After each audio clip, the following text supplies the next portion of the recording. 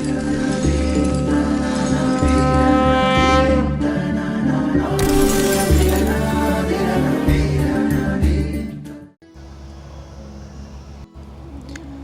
શ્રી સ્વામિનારાયણ. વહાલા ભક્તો, ભગવાન શ્રી સ્વામિનારાયણ દીક્ષિત નંદ સંત જીવન ચરિત્ર પરમહંસ ગાથા ભાગ પહેલો. સદગુરુ સ્વામી શ્રી પરમ ચૈતન્યાનંદ સ્વામી શ્રી કહેતા, અજીતસિંહજીને સદગુરુ રામાનંદ સ્વામીનું દિવ્ય મિલન. અજીતસિંહજી ઘરબારનો ત્યાગ કરી ભગવાનને ભેટવા માટે યાત્રાએ નીકળી પડ્યા છે. અજીતસિંહજી તીર્થયાત્રા કરતા અને મોટા પુરુષને શોધતા થકા ફરતા ફરતા જૂનાગઢ આવે છે. ત્યાંથી પ્રભાસ પાટણ, ત્યાંથી વગેરે આગળના તીર્થોમાં દેવ દર્શન કરતાં કરતાં આગળ જતાં પોતે દ્વારિકા પહોંચ્યા છે. તેવામાં તેમણે પ્રભાસ પાટણ અને તે તરફના ગામોના માણસો તથા દ્વારકામાં આવેલા કેટલાક યાત્રિકોના મુખેથી સાંભળ્યું કે સોરઠ પ્રદેશમાં માંગરોળ બંદર પાસેના લોજ ગામમાં રામાનંદ સ્વામી નામના કોઈક સમર્થ સદગુરુ પ્રગટ થયા છે. તે મહાયોગી છે. લોકો તેને ઈશ્વર સ્વરૂપે માને છે. તેમના યોગમાં આવતા અનેકને શ્રી કૃષ્ણ ભગવાનના પ્રગટ દર્શન થયા છે અને ખાસ દર્શન કરવા જેવા મહાપ્રતાપી એ મહાપુરુષ છે. ઘણા સુજ્ઞ લોકોએ તો કહ્યું, જો તમારે ઈશ્વર પ્રાપ્તિની ઈચ્છા હોય તો તમે ત્યાં જાઓ, જરૂર તમારી ઈચ્છા પૂર્ણ કરશે. પછી તેઓ જૂનાગઢ તરફ આવતા હતા. રસ્તામાં એક દંપતી પવિત્ર જેને ઘરે રાત રહ્યા. આ દંપતી સદગુરુ રામાનંદ સ્વામીના યોગથી સત્સંગના રંગે રંગાયેલું હતું. તેમની સત્સંગની રીતિ, સત્સંગની પ્રીતિ અને આલોકની અલૌકિક નીતિ જોઈને અજીતસિંહજીનું અંતર એના તરફ ઓર ખેંચાયું. એમનું હૈયું સત્સંગના રંગે રંગાવા લાગ્યું. વ્યક્તિને હંમેશા આચરણ જ અસર કરે છે, કોરો ઉપદેશ અસર ના કરે. અજીતસિંહજીએ તેમને આપ કોના શિષ્ય છો એવો પ્રશ્ન પૂછ્યો. ત્યારે તે ઘરના માલિકે કહ્યું કે દરબાર, અમે તો સદગુરુ રામાનંદ સ્વામીના શિષ્ય છીએ અને નજીકથી અહીંયા લોજ ગામ છે ને ત્યાં હોય છે. લોજથી રામાનંદ સ્વામીના શિષ્યો અમારા ગામમાં આવે છે. તેમના યોગથી અમને સત્સંગનો રંગ લાગ્યો છે. એમના સંસ્કાર, એનો વિનય, એના વિવેક અને સદ્ગુણો જોઈને અજીતસિંહજીનું હૈયું કબૂલવા લાગ્યું કે જરૂર એ સદગુરુ પ્રગટ પ્રભુને પામેલા તો હોવા જ જોઈએ, નહીંતર તો આવા સંસ્કાર ના આવે.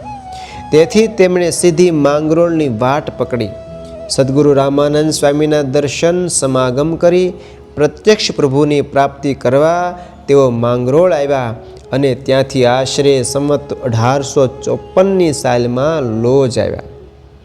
અજીતસિંહજી ત્યાં આવતા જ તેમનો મન મોરલીઓ નાચવા લાગ્યો. આશ્રમને જોતા અંતરનો ભક્તિભાવ ઉદ્ધીમાં મોજા વધુ આવે તેમ ઉછળવા લાગ્યો. ચિત્તમાં શરદ પૂર્ણિમાની ચાંદની જેવી શીતળતા રેલાવા લાગી. આશ્રમમાં પ્રવેશ જ કોઈક શ્રદ્ધાળુએ આશ્રમના પ્રવેશતા જ કોઈ શ્રદ્ધાળુને પૂછ્યું કે સદગુરુ રામાનંદ સ્વામીના દર્શન થશે? ત્યારે તેણે હાથ લાંબો કરીને કહ્યું કે હા, આગળ જાઓ, ત્યાં સ્વામી સભામાં બેઠા છે અને મુમુક્ષુજનોને દર્શન ને કથા વાર્તાનો લાભ આપે છે. શબ્દ સાંભળતા જાણે વર્ષોથી જેની તલાશ હતી તે ભૂમિયા ગુરુ મળી ગયા એમ અંતરથી અવાજ આવ્યો.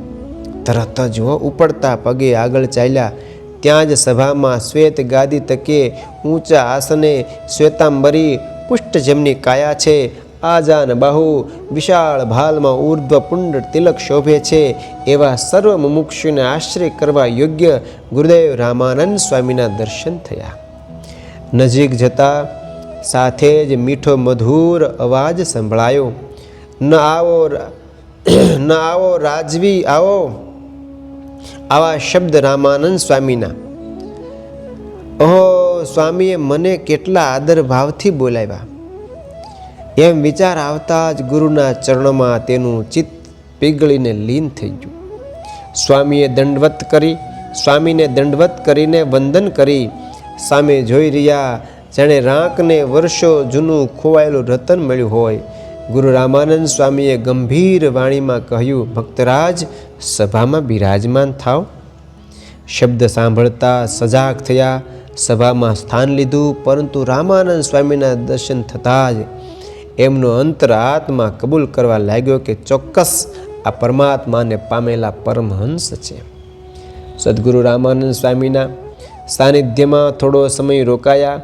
સૌની અહોભાવથી સેવા કરવા લાગ્યા, દિવ્ય ભાવથી દર્શન કરવા લાગ્યા. તે સમયમાં ભક્તજનોની સભામાં મુક્તાનંદ સ્વામી રામાયણની કથા કરતા હતા. કથાના અંતે સદગુરુ રામાનંદ સ્વામીએ મુમુક્ષુજનોના અંતરના પ્રશ્નને ઉકેલતો અનુપમ ઉપદેશ આપ્યો કે આ આત્માએ જન્મ લઈને અનેક દેહ ખોયા છે, પારાવાર વ્યાધિ ઉપાધિ આદિ અનેક કષ્ટ સહ્યા છે, પરંતુ આ મનુષ્ય દેહ તો માત્ર ને માત્ર પ્રગટ પરમાત્માને પામવા માટે જ પરમાત્માએ આપ્યો છે. આવો અવસર ખોવે છે તેને 184 ગર્ભવાસ અને યમ યાતના ક્યારેય મટે નહીં. જેઓ સાચા સદગુરુઓ, જેઓ સાચા સદગુરુ દ્વારા પ્રગટ પરમાત્માની પ્રાપ્તિ કરે છે તેના અંતરમાં અપાર શાંતિ થાય છે અને અંતે એનો બેડો પાર થઈ જાય છે. આવો સ્વામીશ્રીનો દિવ્ય ઉપદેશ સાંભળી તેના મનમાં પરમ શાંતિ થઈ. ભોજન સમયે સંતોએ આદર ભાવથી તેમને ભોજન કરાવ્યું.